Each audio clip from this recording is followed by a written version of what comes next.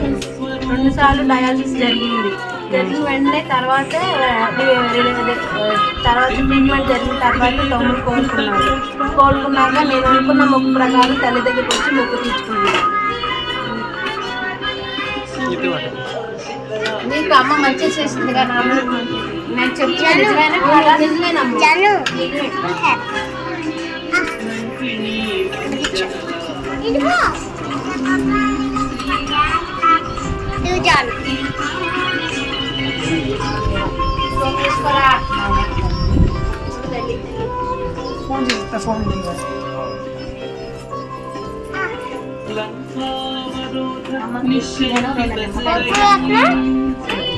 సాయంత్రం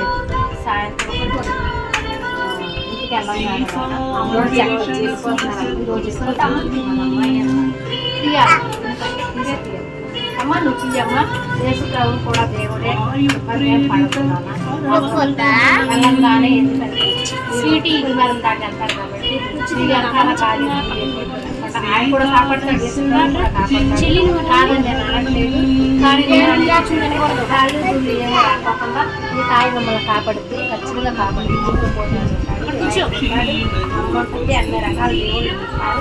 అందుకనే ఒక ఎల్లగానే ఒక కాయ పడేయండి, ఇంకొక కాయ నాన్న పట్టు మట్టం బాగా చేయాలి. చక్కగా నాన్న కొంచెం తక్కువ నీళ్ళు కూడా తాగాలి.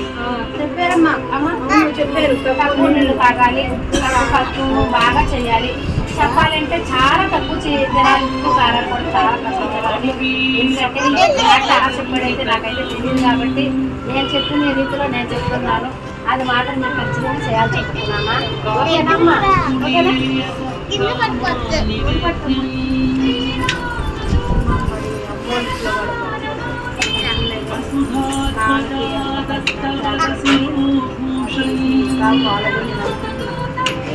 కాలేదనుకోవటం కాదు నాన్న, అది కాలేదు.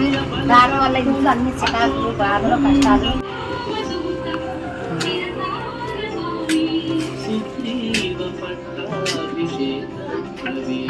చూడు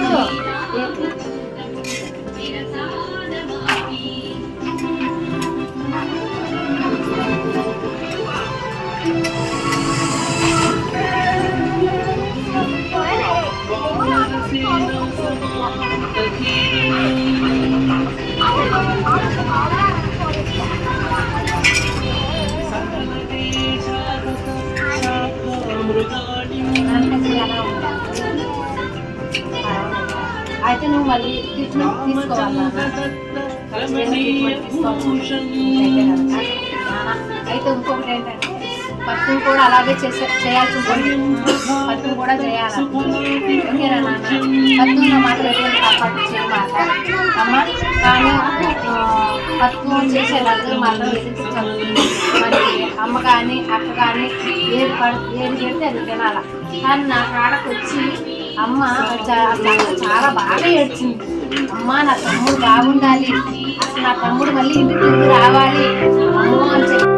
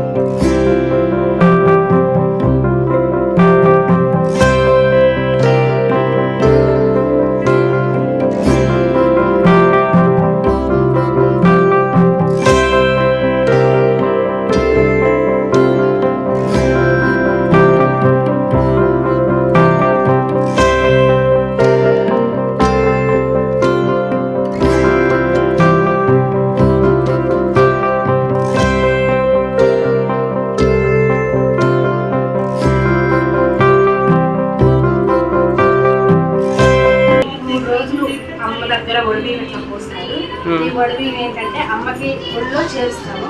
ఓకే. చేసిన తర్వాత 3 రోజుల తర్వాత బయట పెట్టి చక్కగా పాలు పొందిస్తాము. పాలు పొందించిన తర్వాత అమ్మకి నైవేద్యం స్వీకరించి వాళ్ళ కోరికలు శుభ్రంగా తీర్చమ్మని అడుగుతాం. ఓకే. అమ్మ కోరిక తీరిన వాళ్ళు వచ్చి ఇట్లా ఒడిబియ్యం పోసుకుంటే ఇంకా అమ్మ ఆశీస్సులు వాళ్ళకి ఎప్పుడూ ఉంటాయన్న. ఉంటాయి అమ్మ. అసలు అమ్మ చాలా చాలా మంచి పని చేస్తుంది. ఒక మంచి ప్రాణాన్ని తీసుకొచ్చింది కదా. అసలు చచ్చిపోయే ప్రాణాన్ని వాళ్ళు చాలా ఇబ్బందులు పడిపోయి ఏడ్చుకుంటూ వచ్చి వాళ్ళ అక్క ఒక కన్న తల్లి కన్నా ఎక్కువ ఏడ్చింది వాళ్ళ అక్క. ఆ తల్లి నిజంగా కనిపించి బిడ్డలు తీసుకురావాలని ఒక కోరుకోలేని ఖచ్చితంగా అట్లాగే ఆ బిడ్డలు తీసుకొచ్చింది హాస్పిటల్ నుంచి. ఒడిబియ్యం పోసేయాలి ఇప్పుడే కాదు ఎప్పుడు పోస్తూనే ఉంటారు వాళ్ళ కోరికని బట్టి. ఎప్పుడు అమ్మకి చాలా ఒడిబియ్యం పోసి అమ్మని సంతోషిస్తున్నారు, అమ్మని చాలా గర్విస్తున్నారు ప్రజలు. 3 రోజుల తర్వాత మనం ఒడిబియ్యం తీసి పాయసం వండి పెడతారు, నైవేద్యం పెడతారు. ఒడిబియ్యం అనేదమ్మా, ఒడిబియ్యం అనేది కొత్త పెళ్లి కూతురికి పోస్తారు. అట్లాగే అమ్మవారు కూడా ఎప్పుడు నిత్య పెళ్లి కూతురులాగా ఉంటుంది ఒడిబియ్యం పోసేటప్పుడు. ఎలాంటి సమస్య అయినా సరే రెగ్యులర్గా ఇప్పుడు మీరు ఏదన్నా పని మీద బయటకు వెళ్ళేటప్పుడు మీరు అమ్మవారి గుడికి ఎప్పుడు వచ్చేవాళ్ళు అయితే ఆ ఒడిబియ్యం పోసి మీరు మనస్ఫూర్తిగా దండం పెట్టుకెళ్ళిపోతే మీకు ఎటువంటి వెనక్కి తిరగకుండా మీకు పని అయిపోతుంది. అటువంటి కార్యక్రమం అయినా సరే అది మీది అనుకుంటే మాత్రం అమ్మ మీ వెనకాలే తీసుకొచ్చేస్తుంది. అంత మహత్యం ఉంది ఒడిబియ్యం. ఎండు కళ్యాణం చేయొచ్చు తల్లికి ఎప్పుడూ కూడా. గ్రామదేవతల గుళ్ళు అంటే పెళ్ళిళ్ళు గిళ్ళిళ్ళు ఎక్కడ చేయదు. కాకపోతే రేణుకాయలమ్మ తల్లికి మాత్రం ఆ ఫెసిలిటీ ఉంది. చెవులు కుట్టించుకోవచ్చు, ముక్కులు కుట్టించుకోవచ్చు, తలనీలాలు అవ్వచ్చు, కళ్యాణాలు చేసుకోవచ్చు, గుడికాడు కూడా పెళ్ళిళ్ళు కూడా చేయొచ్చు రేణుకాయలమ్మ తల్లి. ఎటువంటి ఇబ్బందులు ఏమీ ఉండవు. మా దగ్గరికి వచ్చిన తర్వాత అమ్మ నిమ్మకాయ పట్టుకుని అంతా చూశారనమాట. చూసిన తర్వాత అసలు ఏం జరిగింది, ఏ విధమైన దుష్ట ప్రభావం ఉంది, అసలు ఆవిడ ఎలా చనిపోయారు ఏంటి అని చెప్పేసరికి నేను స్టన్ అయిపోయాను అనమాట. సో యాజ్ ఎ ఎడ్యుకేటెడ్ పర్సన్గా అయితే ఇవన్నీ ట్రాష్ అని చెప్పి కొట్టేసే వాళ్ళమే. ఆ స్టేజ్ నుంచి వచ్చిన వాడిని నేను కూడా. సో ఇక్కడికి వచ్చాక అమ్మ చెప్పింది, ఒక పర్సన్ మనకి తెలియకుండా ఏంటి ఇన్ని రకాలుగా చెప్తున్నారు అని చెప్పి ఆ తెల్లారి రావడం జరిగింది నేను ఒక్కడిని. వచ్చిన తర్వాత ఆ రోజు ఆదివారం అనమాట. అప్పటికే అమ్మ మీదకి అమ్మవారు వచ్చి ఇంకా భక్తులకి చెప్తున్నారు అనమాట అలా. సో అసలు ఏం చెప్తారు అనేసి నేను కూడా పసుపు కుంకుమ అనమాట, అమ్మవారికి ఎల్లం తల్లికి ఇష్టమైనవి పసుపు కుంకుమ. ఆ పసుపు కుంకుమ తీసుకెళ్ళి అమ్మ దగ్గర పెట్టగానే ఇక అమ్మ చెప్పడం ఇక స్టార్ట్ చేశారనమాట. అమ్మవారు చెప్పడం, నీకు మంచి ఉద్యోగాన్ని ఇస్తాను, చిన్న చిన్న చికాకులు కనిపిస్తున్నాయి, నీకు వచ్చిన ఇబ్బంది ఏం లేదు, నేను చూసుకుంటానని, నీకు ఏ ప్రాబ్లమ్స్ ఏవి రాకుండా నేను చూస్తాను, నీకు మంచి జాబ్ ఇస్తాను అని చెప్పడం జరిగింది. సో అలా చెప్పిన తర్వాత ఏంటి ఇలా చెప్పారు, నన్ను 9 వారాలు నిమ్మకాయ డిప్పల్లో దీపం పెట్టమన్నాను. ఒక చిన్న చికాకు రాబోతుందిరా, దీపం అనేది పెట్టాల్సిన అవసరం ఉంది, నువ్వు మొదటి దీపం నీదే అయి ఉండాలి, మొదటి దీపం నువ్వే పెట్టాలి అని చెప్తే, నేను ఇక్కడే వాసవి కాలేజ్లో చదువుతున్నాను, మాది చదువుతున్నారు బీటెక్ చదువుతున్నాను, ఇప్పుడు ఫైనల్ ఇయర్లో ఉన్నా. సో వెళ్ళి రావడము, ప్రతి మంగళవారం మార్నింగ్ ఇలా దీపం పెట్టడం అలా జరిగేది. సో సడన్గా ఏమైందంటే మా మమ్మీకి షుగర్ రావడం అనేది జరిగిందనమాట. సో షుగర్ రావడం ఇక స్టార్ట్ అయింది అంటే తెలియదు, ఫస్ట్ తెలియకపోయేసరికి ఇంకా హాస్పిటల్స్ తిరిగాము. అక్కడ షుగర్ ఎక్కువైపోయి అది కీటో యాసిడ్స్ అనే దానికి దారి తీసింది అనమాట. సో అమ్మ దగ్గరికి వస్తే నేను ఎప్పుడో చికాకు వస్తుంది అని చెప్పాను, ఆ చికాకు ఇది తొలగిపోవాలని నేను దీపాలు పెట్టమన్నాను, ఏం కాదు ఏం కాకుండా నేను చూస్తాను, నువ్వేం కంగారు పడమాకని చెప్పి నాకు ధైర్యం చెప్పారు. అమ్మ చెప్పినట్టుగానే మా అమ్మకు కూడా చాలా బాగుంది. ఆ కీటో యాసిడ్స్లోకి వెళ్ళినా సరే ఇప్పుడు she in the normal condition. Insulin దగ్గర నుంచి ఈరోజు మెడిసిన్ దాకా రావడం అనేది జరిగింది. అలాగే కాకుండా నాకు ఏ ఇబ్బంది వచ్చినా ఏది చేసినా నేను అమ్మకి కాల్ చేస్తాను అనమాట. అమ్మ నాకు ఇలా జరుగుతుంది, నాకు ఇలా కళ్ళు వస్తుంది, అది ఇదని చెప్తే అమ్మ దానికి రిలేటెడ్గా చేయిస్తారు నాకు అన్ని. అండ్ అలాగే నా నిజ జీవితంలో నాకు చాలా జరిగాయి. లైక్ మా పొలం పండాలని చెప్పి అనుకున్నాము, మా పొలం పండింది, నాకు ఏదైనా ఇబ్బంది వచ్చింది, ఈ ప్రాబ్లం ఇలా సాల్వ్ అయితే బాగుండు అని అనుకున్నవి సాల్వ్ అయినాయి. ఇప్పుడు నేను ప్రెసెంట్ ఫ్యూచర్ స్కిల్ ఎక్స్పర్ట్గా ఇంటర్న్షిప్ చేయడానికి రెడీగా ఉన్నాను. ఇది అయిపోయిన తర్వాత అమ్మ నీకు తెలియకుండానే నాకు జాబ్ ఇస్తా అన్నారు. ఆ అమ్మ దయ వల్ల నాకు జాబ్ రావాలని నేను కోరుకుంటున్నాను. అలా కాకుండా నేను ఇక్కడికి వచ్చడం స్టార్ట్ చేసిన తర్వాత అమ్మవారికి సేవ చేయడం అనేది స్టార్ట్ చేశాను. ఆ అమ్మవారు నన్ను ఎన్నుకోవడం జరిగింది ఇలా సేవ చేయడానికి. అలా చాలా చూస్తూ ఉంటాను అనమాట. మంగళవారం, శుక్రవారం, ఆదివారం ఎంతోమందికి పిల్లలు లేని వాళ్ళకి పిల్లల్ని ఇస్తూ, పెళ్ళిళ్ళు అవ్వని వాళ్ళకి పెళ్ళిళ్ళని ఇస్తూ, పెళ్ళిళ్ళు చేస్తూ, అలా ఎంతో అమ్మకి తీసుకొచ్చి అమ్మ ఒళ్ళో వేసి అమ్మకు సమర్పిస్తూ ఉంటారు తులాభారాలు. అలాగే కాకుండా ఎంతోమంది ప్రేమించాము మోసపోయాము అని చెప్పి వస్తారు. అలాగే ఎంతోమంది పెళ్ళిళ్ళు చేసుకున్న వాళ్ళు వస్తారు, ప్రేమించిన వాళ్ళు వస్తారు, వాళ్ళ కరెక్టా కాదా, అసలు ఏం జరుగుతుంది నీ జీవితంలో అని అనేది కంప్లీట్గా అమ్మ చెప్పడం జరుగుతుంది. యాజ్ ఇట్ ఈస్, యాజ్ ఎడ్యుకేటెడ్గా చెప్తున్నాను. దైవం ఉన్నది అంత నిజమో, దుష్టశక్తి ఉన్నది అంతే నిజం. యాజ్ ఎడ్యుకేటర్గా మనకి పెళ్ళిలో ఉన్న వాళ్ళకి పెళ్ళిళ్ళు నేనే వింటూ ఉంటాను అనమాట. అమ్మకు కాల్ చేస్తారు, అమ్మకు కాల్ చేసి అమ్మ నాకు ఇలా జాబ్ వచ్చింది అంటారు. జాబ్ వచ్చిన తర్వాత ఫస్ట్ శాలరీ తీసుకొచ్చి ఇస్తూ ఉంటారు. ఇలా అమ్మవారికి చీరలు సారీలు పెడతా ఉంటారు, భోజనాలు పెడతా ఉంటారు. కొంతమంది భక్తులు ఎన్నో రకాలుగా చేస్తూ ఉంటారు. వాళ్ళు అనుకున్న కోరికలు తీరడం కానీ, ఎంతోమందికి పిల్లలు పుట్టిన వాళ్ళకి కూడా అమ్మ ఖచ్చితంగా నిక్కచ్చిగా చెప్తుంది, నీకు సంతానం ఇస్తాను అంటే ఇక డోకా లేకుండా సంతానం ఇచ్చేసినట్టే లెక్క. ఇక లేదు అది అవ్వదు అంటే ఇక ఎన్ని అనుకున్నా ఎన్ని జరిగినా సరే అవ్వదు. అలాంటివి నా జీవితంలో ఇక్కడికి వచ్చిన ఈ 4-5 నెలల్లోనే నేను చాలా చూశాను. అమ్మవారు మాత్రం సత్యం కలదు. సో మీరు ఎడ్యుకేటెడ్గా బీటెక్ చదువుతున్నారు, ఇక్కడికి వచ్చి 4 months అయిందన్నారు కదా. 4 months నుండే చాలా అద్భుతాలు చూస్తాను అన్నారు, మీ లైఫ్లో కూడా మంచి జరుగుతుంది. ఎట్ ద సేమ్ టైం మీరు ఈ 4 months ట్రావెల్లో అమ్మ మీదకి అమ్మవారు ఎలా వస్తారు, ఇక్కడికి వచ్చిన భక్తులకి అమ్మ ఏం చెప్తారు, ఎలాంటి ట్రీట్మెంట్ ఇస్తారు, ఎట్ ద సేమ్ టైం ఇక్కడికి వచ్చిన భక్తులకి జరిగిన ఇన్సిడెంట్స్లో మీకు తెలిసినవి 2-3 అద్భుతాలు వాళ్ళ లైఫ్లో జరిగినాయి మన ప్రేక్షకుల కోసం చెప్పండి. అక్క, అమ్మ మీదకి అమ్మవారు ఎలా వస్తారంటే ఫస్ట్ ఆఫ్ ఆల్ అమ్మకి ఇచ్చిన గొప్ప వరం ఏంటంటే మొహం చూసి ఏదైనా చెప్పదు.